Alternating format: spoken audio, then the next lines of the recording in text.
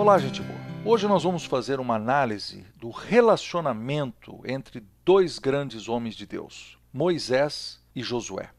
Desse lado, então, nós temos Moisés, homem de Deus, legislador, alguém que estava dedicado a dirigir 3 milhões de pessoas, esteve ali presente 40 anos, liderando um povo no deserto. Do outro lado, nós vamos colocar Josué.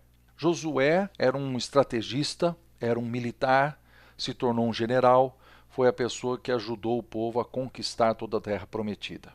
Mas como foi o relacionamento entre os dois? Principalmente, o que é que Moisés fez por Josué? Qual foi a influência que ele teve na vida de Josué? O que ele fez por ele? Então vamos abordar alguns assuntos. Existem pelo menos 7 coisas que Moisés fez com Josué, influenciando então esse jovem líder que estava surgindo. Em Êxodo capítulo 24, versículo 13, diz que Josué era servo de Moisés, o servidor de Moisés. O que isso mostra? Proximidade. Uma aprendizagem que não era formal, uma aprendizagem informal, por estar perto, por conviver. Eu imagino que Moisés resolvia um caso difícil e logo depois que a pessoa saía, ele virava para Josué e dizia: tá vendo esse assunto aí que foi difícil? A pessoa não aprendeu a seguir o princípio X ou Y. Ou seja, havia uma aprendizagem, uma proximidade.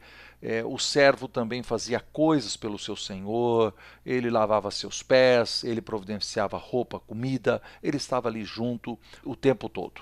Em Êxodo capítulo 17, versículo 9, diz que Moisés enviou Josué para liderar uma guerra, ou seja, ele lhe deu uma oportunidade para trabalhar na liderança. Em Êxodo capítulo 17, versículo 14, quando ele voltou da guerra, Moisés escreveu um livro e depois ele passou esse livro para Josué. Nós não sabemos se ele passou obrigando Josué a ler ou Josué a copiar. Mas a verdade é que havia um livro, eu acho isso muito importante. Ele era um servo, teve oportunidades, mas ele tinha um livro, algum documento que fazia parte dos seus estudos. Em Êxodo capítulo 24, versículo 13, quando Moisés subiu ao monte para receber os 10 mandamentos, ele levou consigo a Josué. Ou seja, ele lhe deu a oportunidade de ter uma experiência, de viver uma experiência. Coisa que a gente deve fazer também com os nossos discípulos, levar para viajar junto, para participar de um retiro espiritual, de ir para uma reunião de oração, fazer uma visita, estar juntos em alguma experiência especial. Em Êxodo 32, versículo 17, diz que Moisés precisou corrigir Josué. Como vocês sabem, a vida não é só feita de alegrias e no processo de discipulado nós precisamos também mostrar aquilo que está errado. Em Êxodo 33, 11, diz que Moisés entrava na tenda para falar com Deus e que Josué não se afastava dali, ele ficava na porta do lado de fora, sentado ali no chão, aguardando. O líder tinha uma experiência especial com Deus, mas aquele servo manteve a proximidade. Ele dizia: eu quero estar perto, para poder aprender mais, para poder sugar dessa pessoa que é meu líder, minha inspiração, algo mais que vai me servir para o futuro. E por fim, em Números 13, 16, diz que Moisés enviou Josué naquela missão de ser um dos 12 espias que iria então olhar a terra prometida. Era uma missão importante porque quando ele voltasse, o povo todo deveria tomar uma decisão a partir das informações que ele conseguiria. O que é que nós aprendemos com isso?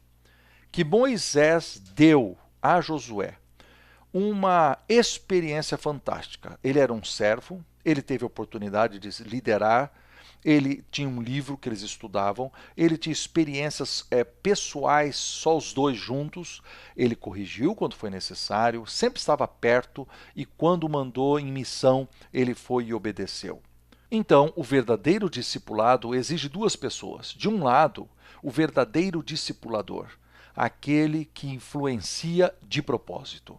E do outro lado, o verdadeiro discípulo, aquele que é ensinável, que tem discipulidade, alguém que arrebata para si tudo aquilo que está à sua disposição e usa isso para o seu crescimento. Esse é o homem que não será o mero religioso que eu mencionei no vídeo anterior.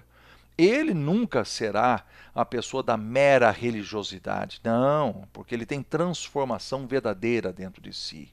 Ele tem o coração sendo transformado.